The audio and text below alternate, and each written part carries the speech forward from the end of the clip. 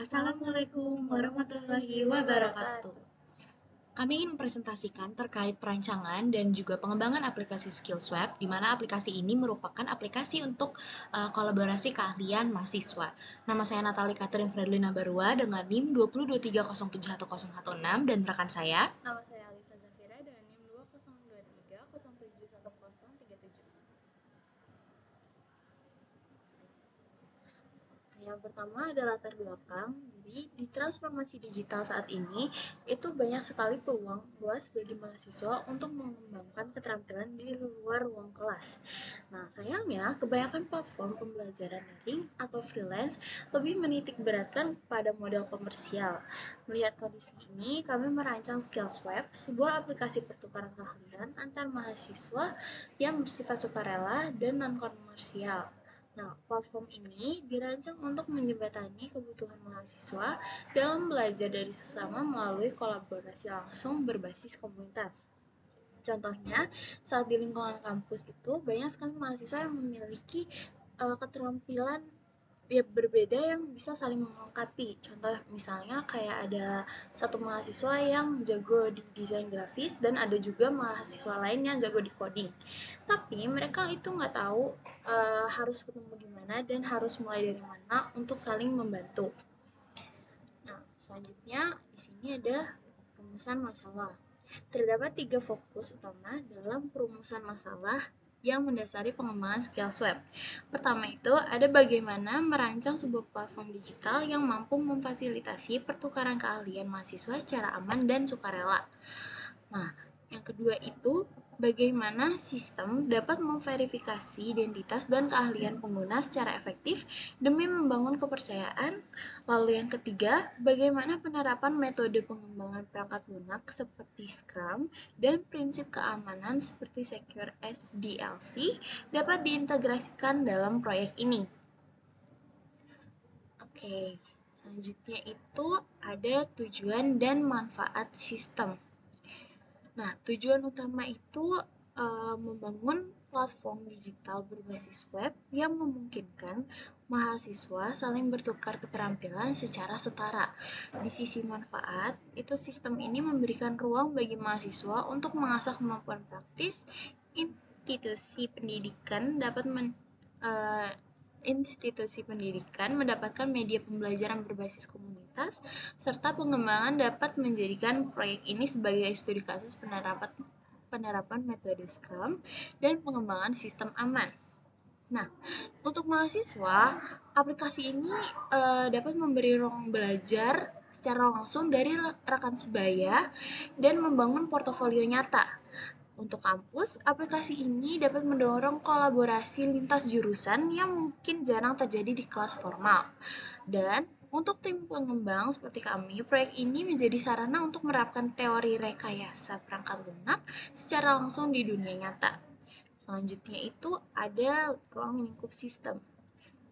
Nah, Skillswap itu dikembangkan sebagai prototipe web yang memfokuskan diri pada fitur-fitur utama seperti registrasi, login, dan pengelolaan profil dan keahlian, serta pencarian mitra pertukaran.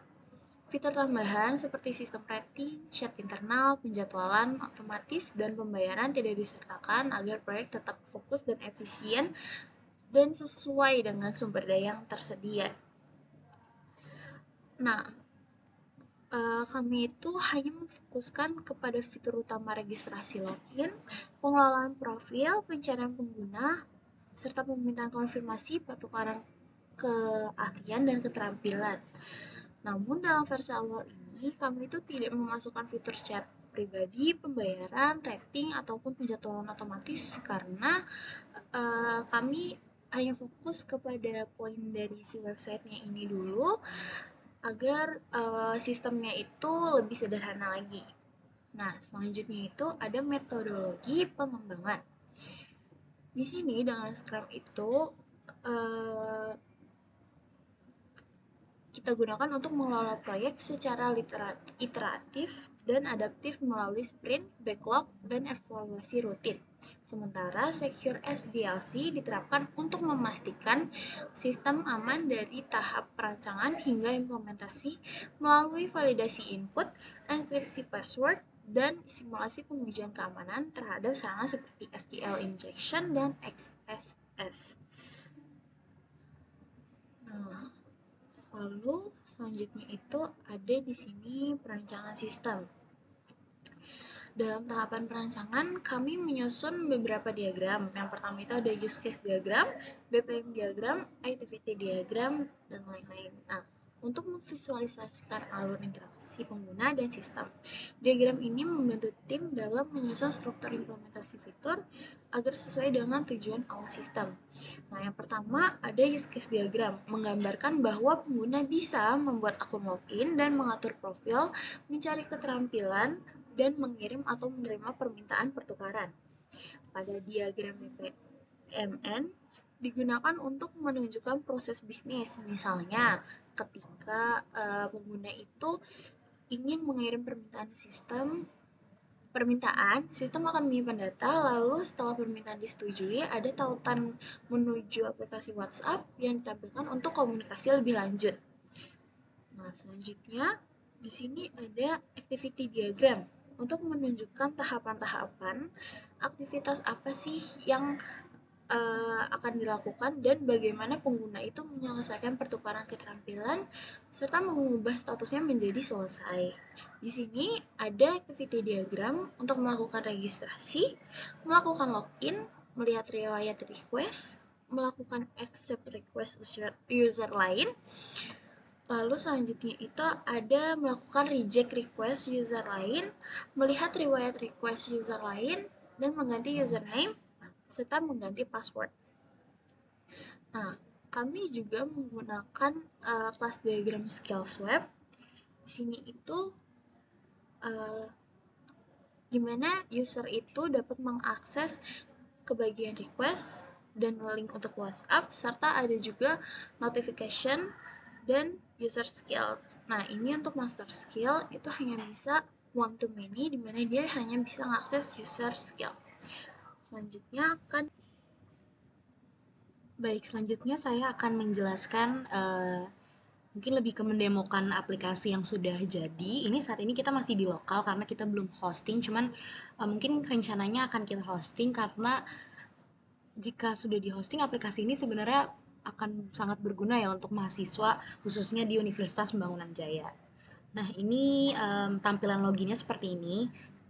Mungkin kita mulai dari create account baru dulu. Oke, misalkan seperti ini. Nah, ini, yap. Jadi di table user tadi itu memang ada beberapa field atau kolom. Salah satunya ada username, nomor ponsel, email, password, dan konfirmasi password. Di sini saya coba masukin nama saya dulu. Oke, misalnya ini nomor telepon. Yap. Misal emailnya. Oke. Ini misalnya passwordnya apa ya? Natali 12345.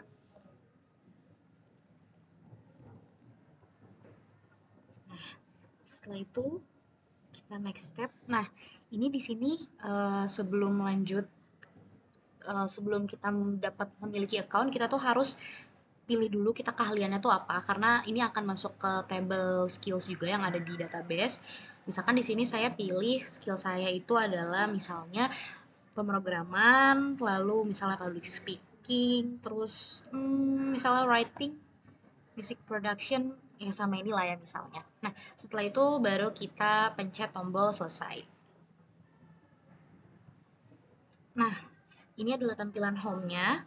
Di sini ya ini session, jadi sesuai username yang lagi login sekarang siapa. Mungkin saya akan menjelaskan satu persatu ya. Ini ya kurang lebih UI-nya seperti ini.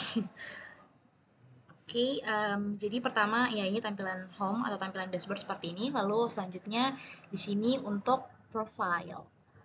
Nah, oke, di sini itu kita menggunakan untuk avatar ini kita tidak bisa menggunakan foto pribadi karena takutnya aplikasi ini disalahgunakan menjadi aplikasi, tadinya kan aplikasi untuk pertukaran ilmu gitu. Cuman takutnya kalau misalkan pakai foto profil sendiri jadi aplikasi cari jodoh gitu. Jadi kan kita nggak mau ya. Makanya kita di sini eh, avatarnya itu dari aplikasinya udah kita sediakan. Nah ini contoh-contoh aplikasi, contoh avatar yang bisa dipakai. Misalkan di sini saya pilih yang ini misalnya. Nah, ini akan langsung berubah. Jadi nanti orang lain melihat avatar saya adalah seperti ini, bukan foto saya pribadi gitu. Oke, langsung aja kita save ya misalnya. Oke, sudah berubah. Nah, lalu kita lanjut ke menu berikutnya itu edit skill. Oke, nah di sini kan tadinya saya memilih ini kan dan misalkan saya juga bisa nih nambahin skill yang lain lagi gitu. Misalkan saya nggak kepengen pemrograman atau public speakingnya saya hapus gitu, simpan. Nah, kalau ini untuk keluar. Nah, selanjutnya ini di sini ada menu cari partner, ada permintaan masuk, riwayat, dan juga notifikasi. Namun untuk bisa mendemokan beberapa fitur atau beberapa menu ini, saya harus mendaftar lagi untuk another account supaya kita bisa demokan karena ini sifatnya kita apa ya, kayak request gitu. Itu kan harus ada dua aktor gitu kan. Oke. em, kita ganti dulu sebentar.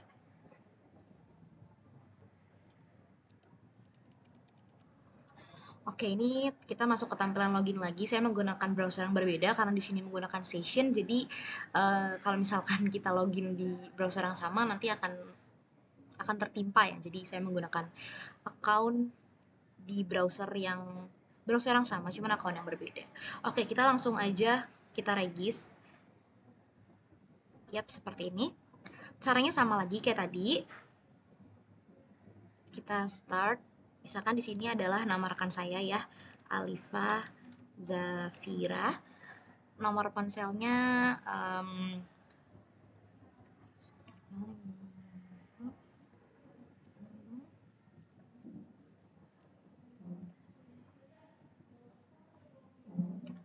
oke.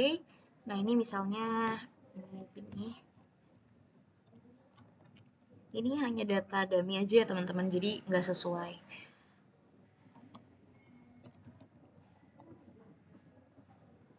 Passwordnya misalnya Alifa 12345, terus ini juga Alifa 12345. Oke, next step.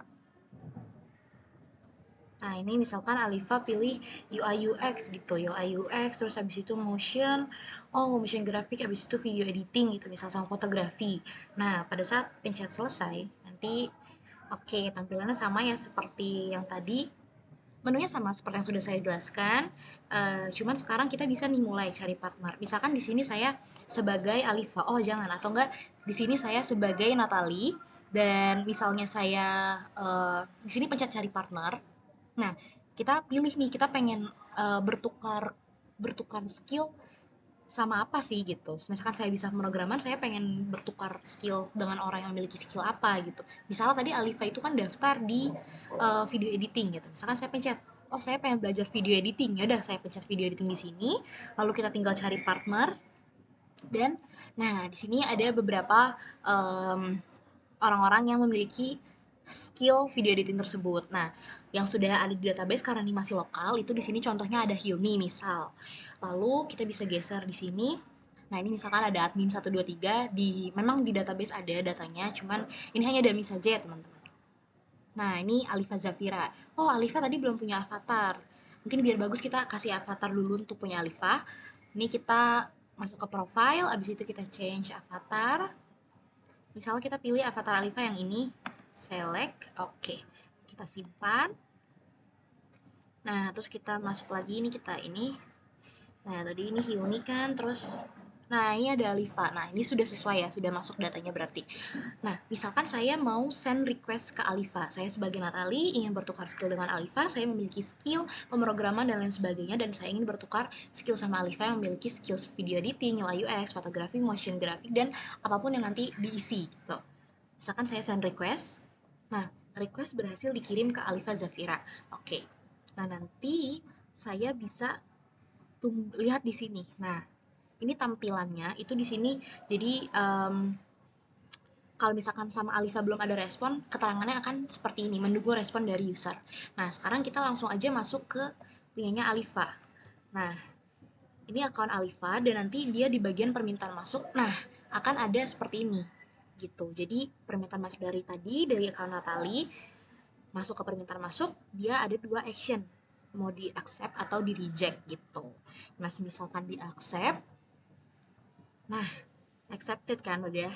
Nah, nanti di saya juga berubah. Nah, seperti ini.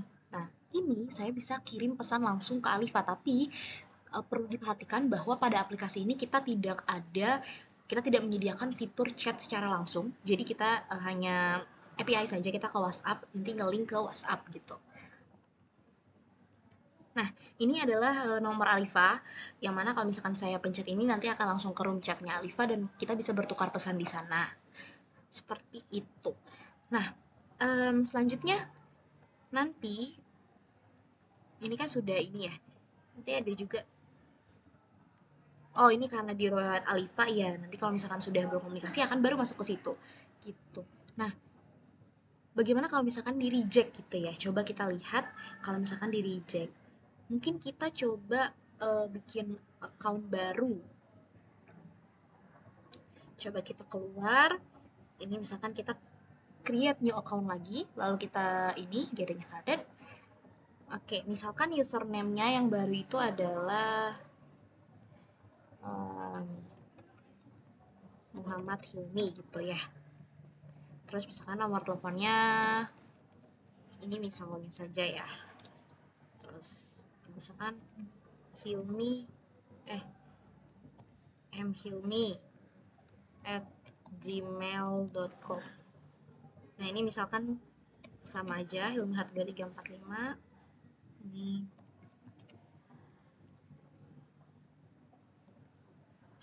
misalnya Hilmi inilah ya. Terus ini misalkan content creator, misalkan ini kayak gini. Oke. Nah, ini misalkan saya mau cari partner lagi nih. Ya kan? Atau enggak, oh jangan dari akun Hilmi. Misalnya dari akun Natali. Oke, ini. Nah, misalkan saya ingin cari partner. Tadi Hilmi bisa musik kalau nggak salah ya. Atau fotografi. Misalkan coba kita ingin belajar fotografi dan musik, kita cari partner.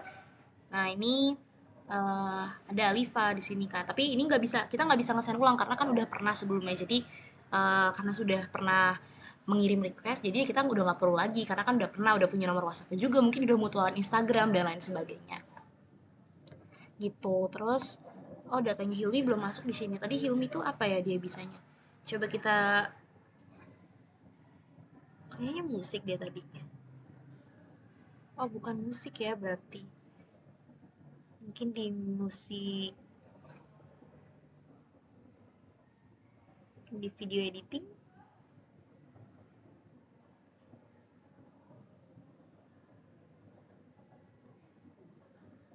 Nah, ini ya tadi dia Muhammad Hilmi video editing bener. Ternyata tadi nggak ada musik. Kita ini dulu ya, kita edit. Kita ganti avatar dulu supaya ada misalnya yang ini. Nah, oke, kita save change. Misalnya di sini udah ada. Nah, ini berarti harusnya udah ada. Nah, misalnya saya mau send request ke Hilmi, Muhammad Hilmi di sini. Saya send request, terus nanti pasti di Hilmi akan masuk nih dia nih. Permintaan masuk. Ada kan? Nah, coba kalau misalkan saya reject. Reject itu ditolak berarti ya. Maka seharusnya saya di sini akan ada nah, seperti ini teman-teman. Jadi kalau diterima tadi ini diterima ini lalu kita bisa kirim pesan, dan kalau misalkan ditolak itu akan seperti ini. Jadi kita nggak ada nge-link untuk WhatsApp-nya seperti itu. Nah, selanjutnya em, di sini ada fitur notifikasi yang mana belum kami kembangkan karena niatnya notifikasi ini adalah nantinya notifikasi dari sistem. Jadi kalau misalkan ada pembaruan sistem atau apa, jadi akan masuk ke notifikasi ini. Cuman belum kami kembangkan. Jadi maka dari itu pada saat sekarang ini masih kosong notifikasinya. Oke, jadi kira-kira untuk aplikasinya itu cara kerjanya adalah seperti itu. Em, untuk fitur-fiturnya juga ini sudah berjalan semua. Tinggal nanti kalau misalkan kita ada duit yang cukup bakalan hosting, cuman ya kalau enggak ya berarti enggak. Oke, kita keluarin aja di sini. Oke, ini tampilannya kalau misalkan pengen login lagi. Oh, kita belum cek fitur login tadi ya. Oke, misalkan di sini harusnya bisa sih loginnya karena kan tadi juga langsung masuk ke register. Ini sesuai. Misalkan kita sign in. Oke, langsung masuk. Oke, berarti semua fitur aplikasi ini sudah berjalan sesuai dengan apa yang dirancang oleh kami, oleh saya dan juga teman saya, Alifa. Seperti itu. Selanjutnya ada refleksi. Kita ada 3. Yang pertama, mendalami pentingnya dokumentasi dan pengujian. Kedua, belajar mengelola waktu dan prioritas pengembangan. Yang ketiga, menyadari nilai dari feedback pengguna untuk peningkatan fitur. Nah, tantangannya adalah implementasi fitur login aman dengan hashing sempat mengalami error validasi input. Lalu yang kedua, penyesuaian antara UI UX agar responsif dan mudah digunakan di berbagai perangkat. Lalu yang terakhir, manajemen waktu selama pengerjaan karena dikerjakan individual dalam waktu 1 semester. Iya, betul. Jadi tadi di tantangan itu kita emang sempat pada saat perancangan aplikasi itu kita sempat error ya di bagian login. Lalu yang sekarang juga sebenarnya masih belum sempurna itu di bagian responsif karena ini juga kan masih versi web doang. Kita belum ada versi mobile dan lain sebagainya gitu. Nah, sama manajemen waktu juga karena cuma berdua jadi agak agak sedikit lumayan sulit, tapi ya alhamdulillah kelar semua. Nah, selanjutnya rencana pengembangan ke depannya itu ada 4. Yang pertama, kita ingin menambahkan fitur notifikasi. Karena seperti tadi saya jelaskan, fitur notifikasinya itu belum berjalan. Em, jadi masih kosong kan tadi. Jadi kita berharap bisa dikembangkan untuk ke depannya. Selanjutnya adalah fitur chat antar pengguna. Kita kan di sini tadi hanya nge-link ke WhatsApp gitu ya, tapi kita nggak bisa chatan langsung di situ tuh. Nah, kita berharapnya semoga ke depannya bisa ada fitur chat antar pengguna secara langsung di aplikasi tersebut. Nah, selanjutnya membuat sistem penilaian untuk kepercayaan pengguna. Mungkin kan kalau misalkan kayak di kampus kayak dom gitu ya. Tapi kalau ini kayak ya yang menilai kepercayaan lah antara pengguna satu dan pengguna yang lainnya. Nah, yang selanjutnya ini yang agak sulit tapi seharusnya mah bisa. Itu adalah versi mobile agar lebih fleksibel digunakan. Jadi bisa di-download langsung di App Store atau Play Store. Seperti itu. Ya. Sekian presentasi dari kami. Kurang lebihnya kami mohon maaf. Wassalamualaikum warahmatullahi wabarakatuh. Terima kasih.